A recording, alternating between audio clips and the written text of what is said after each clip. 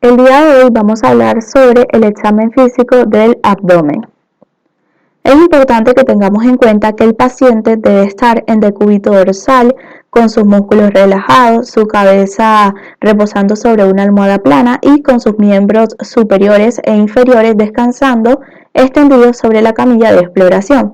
En cuanto al médico, que es el examinador, este puede estar de pie o sentado, pero generalmente puede estar de pie y se ubica a la derecha del paciente.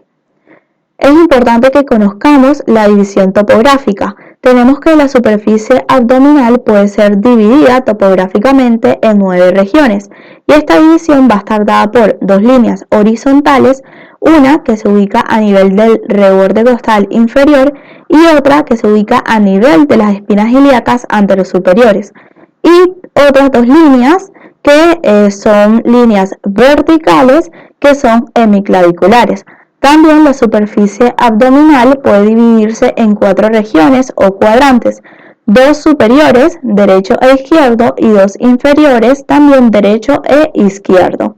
Acá en esta diapositiva tenemos las imágenes de las distintas líneas.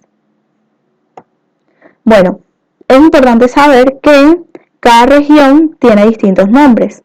Tenemos el hipocondrio derecho, el epigastrio, el hipocondrio izquierdo, el flanco derecho, el mesogastrio, que también se le llama región umbilical, el flanco izquierdo, la fosa ilíaca derecha, el hipogastrio y la fosa ilíaca izquierda. Cada región, tenemos que en cada región se proyectan distintos órganos y esto es muy importante tenerlo en cuenta.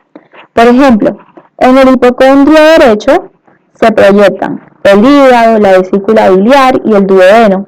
En el epigastrio se proyecta el lóbulo izquierdo del hígado, el estómago y el páncreas. En el hipocondrio izquierdo vamos a encontrar el estómago y el vaso. En la región umbilical o mesogastrio, en este caso tenemos el intestino delgado. En el flanco derecho se proyecta el colon ascendente y el riñón derecho. En el flanco izquierdo se proyecta el colon descendente y el riñón izquierdo. En la fosa ilíaca derecha tenemos el ciego y tenemos en la fosa ilíaca izquierda el sigmoide. Y por último, en el hipogastrio se van a proyectar la vejiga y el útero en el caso de la mujer. Bien, en cuanto al examen físico del abdomen, en este caso hay que tener en cuenta que el orden va a cambiar. Generalmente el examen físico consta de inspección, palpación, percusión y auscultación, y ese es el orden en que se realiza. En el caso del examen físico abdominal, acá el orden es diferente. Primero se realiza la inspección, luego la auscultación, la percusión y por último la palpación. Bueno, vamos a hablar acerca de cada uno de estos. En cuanto a la inspección, nosotros debemos observar el color de la piel, debemos observar la forma y el contorno del abdomen. Cabe resaltar que normalmente el abdomen es plano, pero se puede ver un abdomen globoso, por ejemplo, en pacientes obesos, pero también puede ser globoso en distintas patologías. Y también podemos observar la simetría de ese abdomen. En cuanto al ombligo, este pues normalmente se ve como una depresión, pero hay casos donde el ombligo se encuentra evertido. También debemos observar la presencia de vellos, cicatrices, movimientos respiratorios, movimientos peristálticos. En cuanto a los movimientos peristálticos, estos a veces se pueden ver en pacientes muy delgados. También debemos observar la presencia de latidos, movimientos fetales, ver si hay alguna tumoración, si hay hernias o eventraciones. Una vez que hacemos esta inspección estática del abdomen, le pedimos al paciente que realice una inspiración profunda, como inflando su abdomen, y luego pues que retraiga el abdomen, para finalizar con una maniobra que nos permite contraer la pared abdominal, que es la siguiente. Debemos levantar o flexionar la cabeza del paciente, o también podemos elevar sus miembros inferiores. Con estas maniobras lo que se puede evidenciar son hernias o tumoraciones de la pared abdominal o de la cavidad. Ahora vamos a hablar de la auscultación. Aquí hay que tener en cuenta que la auscultación precede a la percusión y a la palpación. ¿Y esto es así para qué? Bueno, para que los sonidos que nosotros auscultemos sean sonidos espontáneos del paciente y no inducidos por la percusión o la palpación de las vísceras abdominales. Nosotros debemos apoyar el estetoscopio o 3 áreas del abdomen. En cuanto a los ruidos intestinales, estos se llaman ruidos hidroaéreos y se originan en su mayoría en el intestino delgado. Este ruido es un ruido que es agudo, tiene características de gorgoteo y tiene una frecuencia de 5 a 30 por minuto. Hay que saber que estos pueden aumentar de intensidad y frecuencia cuando está aumentado el peristaltismo intestinal. Hay otra cosa que son los borborigmos, que son gorgoteos prolongados que se escuchan cuando la peristalsis está aumentada. En cuanto a la percusión es una maniobra que se utiliza para determinar el tamaño de los órganos, generalmente el hígado y el vaso. También se utiliza para identificar aire en el estómago o en la cavidad del abdomen y también para descartar la presencia de líquido. Es importante que tengamos en cuenta que la percusión debe ser suave y debemos mediar entre golpe y golpe un tiempo. ¿Para qué? Para evitar que el sonido del golpe subsiguiente apague al del golpe anterior. Bien, hay que saber que se percute de arriba hacia abajo en forma radiada, desde el apéndice sifoide hasta el hipogastrio y luego hacia ambas fosas ilíacas, como se observa en la imagen. En el abdomen podemos encontrar zonas donde al percutir vamos a tener distintos sonidos. Y esos sonidos pueden ser, por ejemplo, tenemos timpanismo, que esto nos indica la presencia de aire en el estómago, y este es un sonido de tono alto. También podemos obtener matidez, que es un sonido que produce la percusión del tejido adiposo y de vísceras como el hígado y el vaso. Además de la percusión radiada, que es la que mencioné anteriormente, debemos percutir hígado, vaso y el espacio de TUV. En cuanto a la percusión del hígado, esta percusión se comienza en el tercer espacio intercostal, siguiendo la línea hemiclavicular. Y a partir de allí vamos a descender espacio por espacio. Al principio el sonido que vamos a tener es un sonido que va a ser sonoro, que va a estar dado por el pulmón.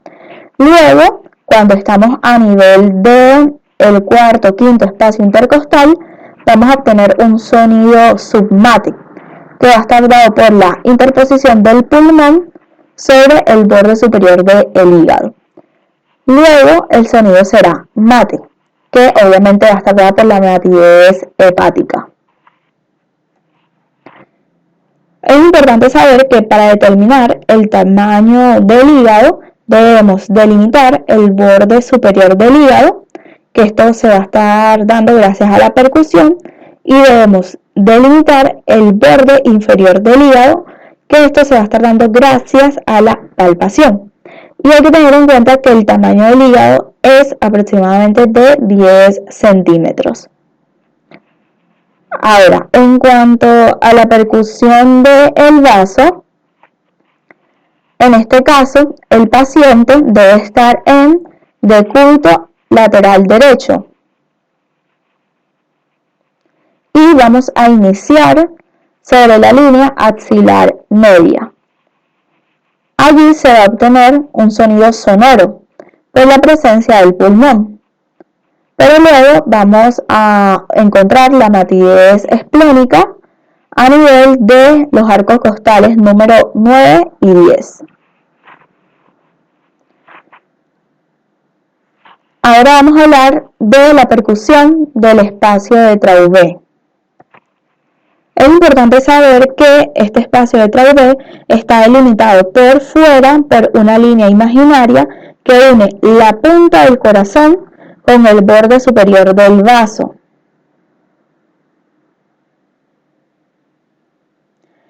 Y el borde inferior corresponde al reborde costal inferior, o sea, izquierdo inferior. Por dentro limita con el borde inferior del hígado y por fuera con el vaso.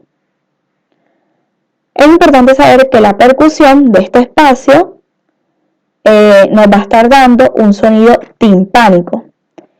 Y este sonido puede verse alterado, por ejemplo, cuando hay un aumento del lóbulo izquierdo del hígado, cuando hay derrames pleurales del lado izquierdo o cuando hay una esplenomegalia. Ahora vamos a hablar de la palpación. La palpación tiene distintos objetivos. Buscar dolor, buscar agrandamiento visceral, buscar masas tumorales, también evaluar características de la pared abdominal y buscar líquido en la cavidad peritoneal. La palpación puede ser unimanual o bimanual. La unimanual puede ser superficial o profunda y la bimanual puede ser con manos yuxtapuestas, superpuestas y opuestas. En cuanto a la unimanual, generalmente se utiliza la mano derecha del observador.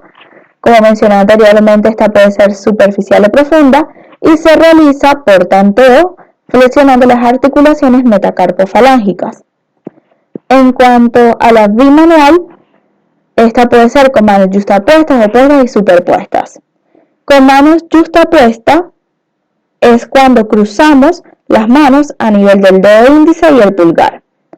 Con manos opuestas es cuando utilizamos generalmente la mano izquierda como punto de apoyo o sostén y la mano derecha, que sería pues la mano que palpa. Y con manos superpuestas es cuando colocamos una mano encima de la otra. Es importante saber que la palpación del abdomen incluye una palpación superficial y una palpación profunda. En cuanto a la palpación superficial, esta abarca la palpación de toda la pared abdominal. Primero, podemos hacer una palpación muy superficial, que es como para relajar la pared. Si hay una zona dolorosa, debemos comenzar por la zona contraria a donde está el dolor, para que no se produzca una defensa de la pared. Para esta palpación, o sea que es la superficial, se utiliza una maniobra que es el tanteo y el rastreo. El tanteo se logra a través de la flexión de las articulaciones metacarpofalángicas y el rastreo sería el deslizamiento de los dedos exploradores. Y es importante que tengamos en cuenta que el abdomen normal debe ser blando, depresible e indoloro. Ahora, en cuanto a la palpación profunda, esta nos permite, como dice su nombre, profundizar la palpación del abdomen. Y también nos permite palpar órganos como el hígado, vaso, el cono sigmoide, ciego y la aorta abdominal. Ahora vamos a hablar acerca de la palpación de cada uno de estos. En cuanto a la palpación del hígado, es importante que tengamos en cuenta que habitualmente el hígado, o sea, no es palpable, pero lo podemos palpar en inspiración profunda. Pero cuando esto sucede, o sea, cuando lo podemos palpar, es porque el hígado está aumentado de tamaño o descendido. Hay que saber que la palpación del hígado, bueno, ya sabemos que es una palpación profunda. Existen distintas maniobras para palpar el hígado y esas maniobras a su vez pueden ser monomanuales o bimanuales. Y es importante tener en cuenta que el hígado es un órgano que tiene movilidad respiratoria. Eso quiere decir que desciende en lo que sería en una inspiración profunda. Bueno, para palpar el hígado vamos a comenzar haciéndolo desde la fosa ilíaca derecha, a nivel de la línea hemiclavicular derecha. Entonces, ¿qué sucede? Que vamos a ir ascendiendo con la mano durante la expiración. ¿Para qué? Para tratar de palpar el hígado durante inspiración, que es cuando el hígado va a descender. Entonces, vamos a ascender desde fosa ilíaca derecha a nivel de la línea hemiclavicular hasta llegar al hipocondrio derecho.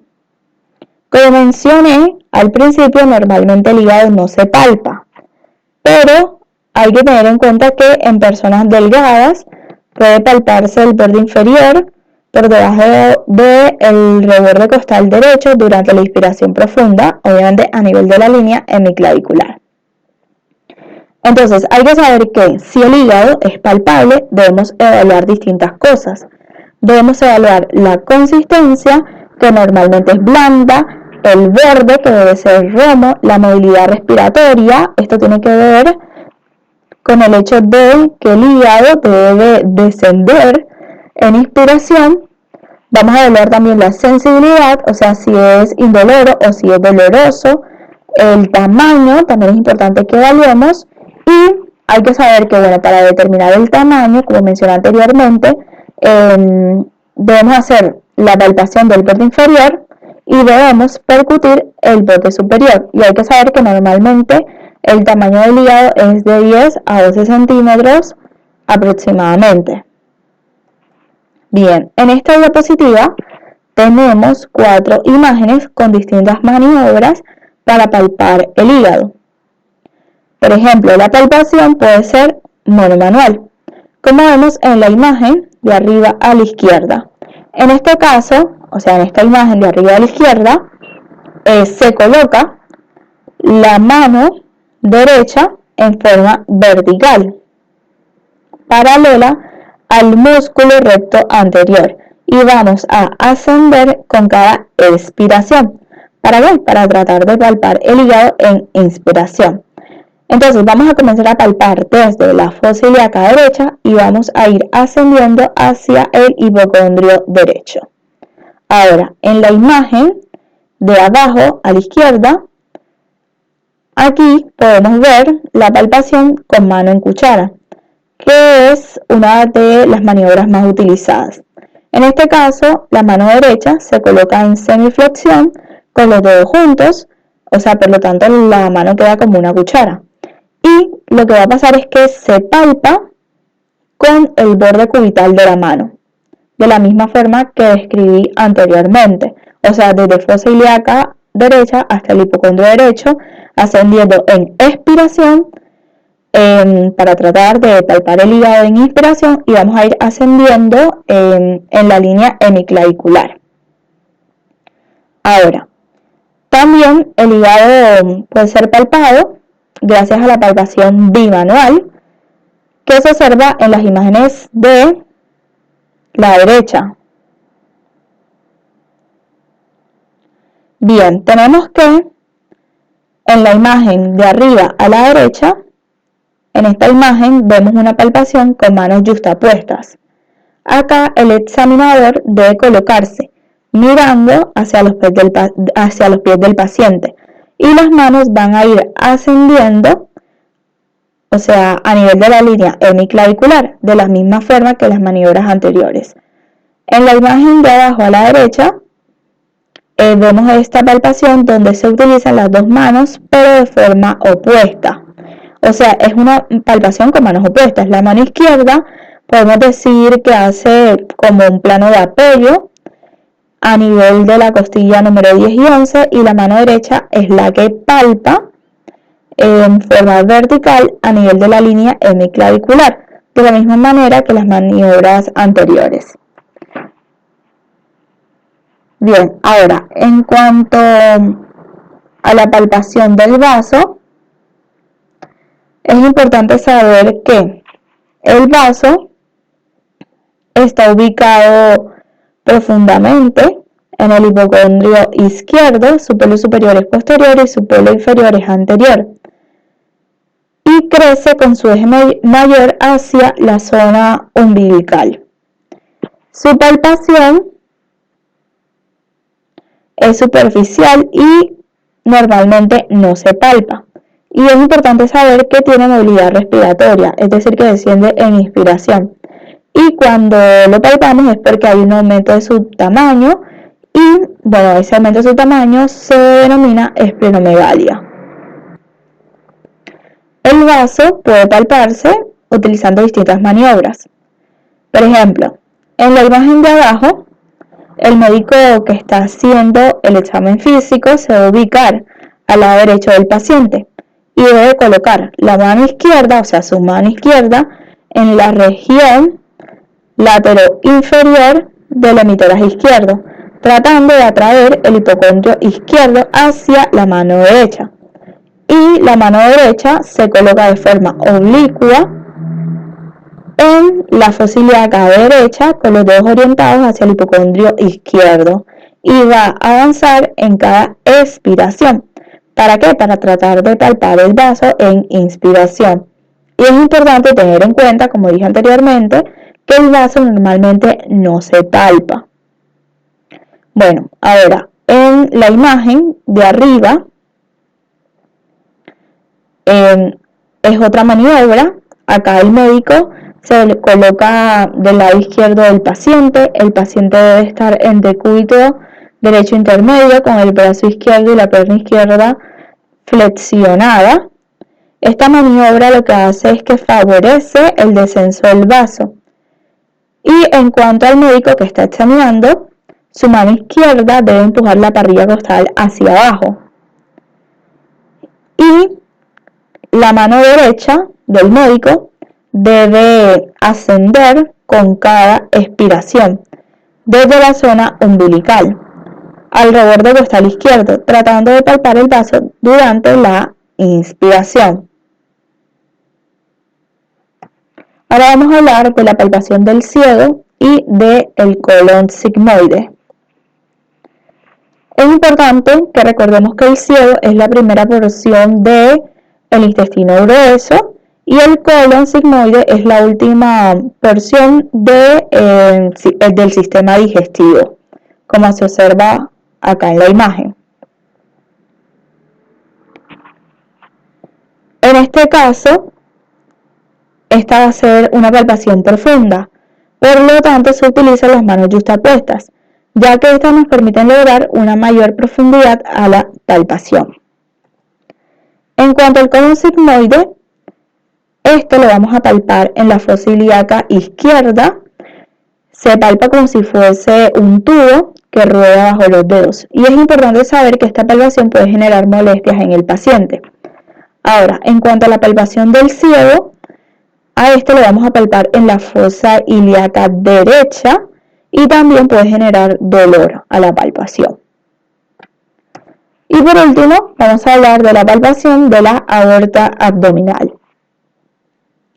Es importante recordar que la arteria aorta está dividida en tres partes: la aorta ascendente, el arco aórtico y la aorta descendente. Esta última se divide en dos porciones, que son la aorta torácica y la aorta abdominal. Esta aorta abdominal es la parte más distal de la aorta propiamente dicha, comienza a la altura del músculo diafragma, junto al borde inferior del cuerpo de la 12ª vértebra torácica y termina en las arterias ilíacas comunes a nivel aproximadamente de la 4ª vértebra lumbar.